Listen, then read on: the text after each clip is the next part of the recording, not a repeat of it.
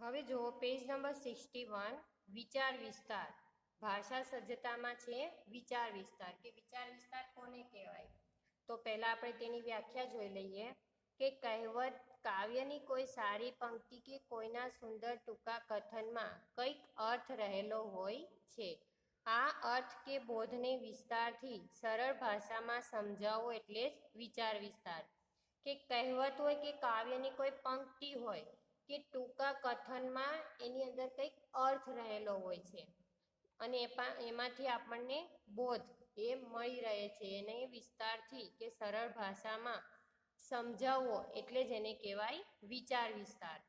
કે એને છે ડિટેલમાં કે કહેવત કે કોઈ કાવ્યની સારી પંક્તિ હોય તો એને આપણે ડિટેલમાં એને સમજાવવાનો હોય છે। વિસ્તાર એટલે કે ડિટેલમાં કે બોધને વિસ્તારથી સરળ ભાષામાં સમજાવવો એટલે જ વિચાર વિસ્તાર। કે કહેવત અથવા તો કાવ્યની કોઈ પંક્તિ હોય કે કોઈના સુંદર ટૂંકા કથન હોય કે જેની અંદર કંઈક અર્થ રહેલો હોય છે તો આ અર્થ છે એ અર્થને આપણે વિસ્તારથી સરળ ભાષામાં સમજાવો એટલે જેને કહેવાય વિચાર વિસ્તાર। કે ઘણીવાર આવી પંક્તિ ટૂંકી હોય છે તેમાં એક પણ શબ્દ વધારાનો હોતો નથી, તેનો દરેક શબ્દ ઘણો મોટો અર્થ આપી જાય છે। આવી સુંદર પંક્તિમાં કંઈક ને કંઈક બોધ સમજણ અને ડહાપણ રહેલા હોય છે। તેને સમજીને જીવનમાં ઉતારવાથી તે આપણને વ્યવહારમાં કુશળ બનાવે છે, સારા માણસ બનાવે છે। તો બોધ અને કે આ પંક્તિમાં કે કંઈક ને કોઈક બોધ સમજણ અને ડહાપણ રહેલા હોય છે તો તેને સમજી અને જીવનમાં ઉતારવાથી તે આપણને વ્યવહારમાં કુશળ બનાવે છે અને સારા માણસ બનાવે છે અને મનમાં આવેલા ખરાબ વિચારને એ હટાવે છે। તો આ વિચાર વિસ્તાર આપણે કઈ રીતે લખી શકાય? તો વિચાર વિસ્તાર કરવો હોય તો આ રીતે કરી શકાય કે પહેલા એ પંક્તિને સમજી લેવી, કે જે પણ પંક્તિ આપેલી હોય એને પહેલા સમજી લેવાની, વિચાર કરીને 3-4 મુદ્દા નક્કી કરી તેને નોંધી લેવા। પંક્તિમાં રહેલા વિચારને અનુરૂપ કોઈ પ્રસંગ, કોઈ વ્યક્તિ કે આવો જ વિચાર ધરાવતી કોઈ બીજી પંક્તિનું ઉદાહરણ શોધી લેવું। હવે આ મુદ્દાઓનો વિસ્તાર કરી તેમાં ઉદાહરણ મૂકવું કે મુદ્દા પ્રમાણે ફકરા પાડી સારા અક્ષરે લખી લેવું। લખાણ કર્યા પછી એકવાર ધ્યાનથી વાંચી જવું।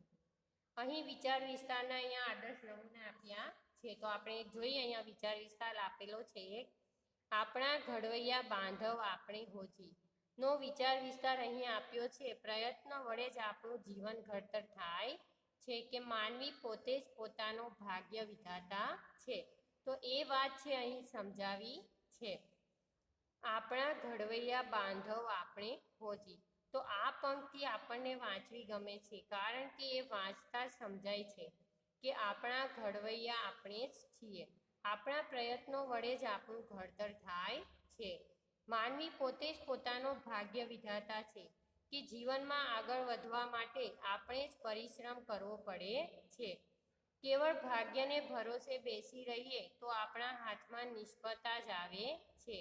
કહ્યું છે કે સિદ્ધિ તેને જય વરે જે પરસેવે નાય, કે આપણે જેવું મહેનત કરીએ તેવું આપણને ફળ મળે છે। આપણે જ આપણો ઉદ્ધાર કરવાનો છે।